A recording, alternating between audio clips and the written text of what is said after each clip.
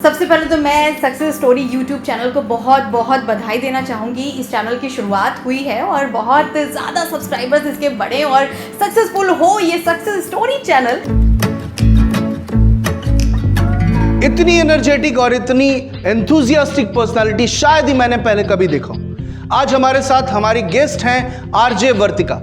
RJ वर्तिका को आपने बहुत बार सुना है, रेडियो सिटी की रेडियो जॉकी। जी हाँ, उनको आपने बहुत बार सुना है, उनकी आवाज आपने बहुत बार सराहा है और सोशल मीडिया पे हमेशा छाई रहती है। लेकिन आरजे वर्तिका का परिचय केवल इतना ही नहीं है, बल्कि RJ Vartika the entrepreneur, RJ Vartika the social activist, RJ Vartika the theatre activist, RJ Vartika skin enthusiast. My God, कितना काम कर लेते हो वर्तिका। चलो, आपकी एनर्जी से हमें एनर्जी मिलती है। तो चलिए मिलते हैं आरजे वर्तिका से। लेकिन उससे पहले आपसे पूछना चाहूंगा, आपने चैनल को सब्सक्राइब किया या नहीं? नहीं? अरे यार कर लो, अभी बहुत सारी कहानियां आनी बाकी है, कर लीजिए भाई साहब। तो चलिए मिलते हैं आरजे वर्तिका से और जानते हैं उनकी सक्सेस स्टोरी।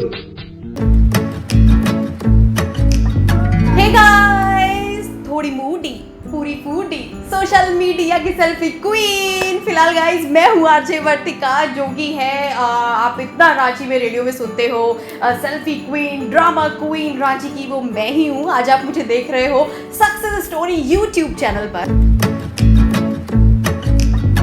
मेरा जुनून था, मतलब लाइक बचपन का सपना था कि मुझे रेडियो जॉकी बनना है। और गाइस आपको बता दूं, जब मैं 6 साल की थी ना और झूला झूलती थी, हमारे घर के आंगन में झूला होता था, तो झूला झूलते झूलते मैं रेडियो सुना करती थी और मुझे लगता था कि रेडियो में कोई छोटे छोटे अंकल आंटी हैं जो इसके अंदर बातें करते हैं। तो एक दिन मम्मी पापा घर पे नहीं थे तो मैंने वो रेडियो तोड़ दिया।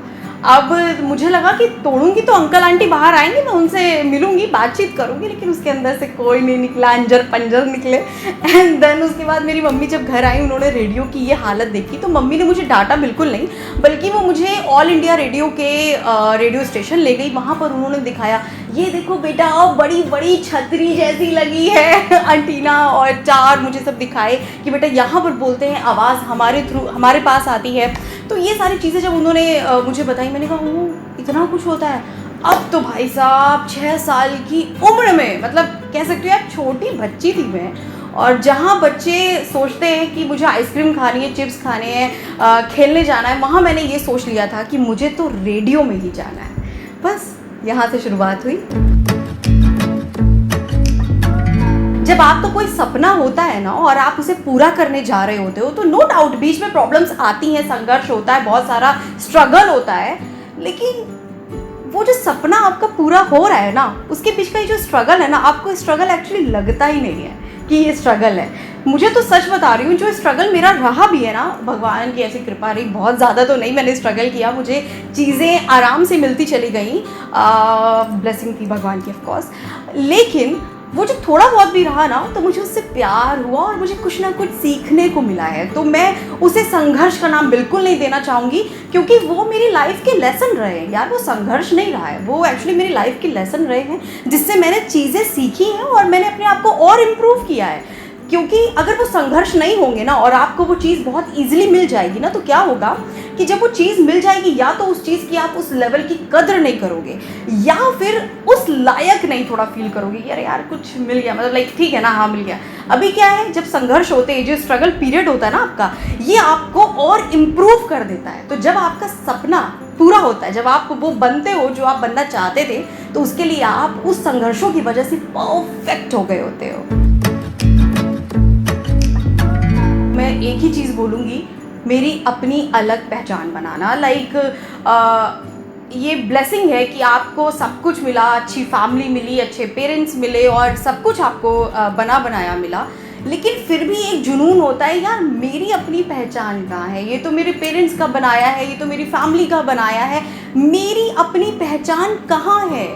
तो वो जो एक जुनून था ना मेरे अंदर कि नहीं मुझे कुछ बनना है, मुझे अपनी पहचान बनानी है, उस जुनून ने मुझे हमेशा आगे बढ़ने के लिए बोला कि नहीं आगे बढ़। जब तक अपनी पहचान नहीं बनाएगी ना, रुकियो मत, बस रुकियो मत। मैं कहूँगी जिद्दी बनो, जिद्दी बनो। इसके लिए अगर घर वालों से लड़ना पड़े ना, लड़ो यार।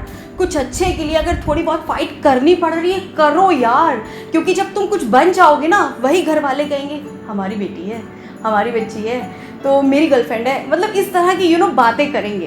तो गाइज ऐसा है कि मैं तो कहूँगी जिद्दी बनो। जब तक तुम्हारा सपना, तुमने टारगेट सोच रखा है कि मुझे ये हासिल करना है, जब तक वो हासिल नहीं होगा ना, जिद मत छोड़ो, बनो जिद्दी, बनो जिद्दी, बनो जिद्दी, मैं यही बोलूँगी। बिल्कुल सही कहा वर्तिका ने, जिद करना बहुत जरूरी है, लेकिन वो अपने सपनों के लिए।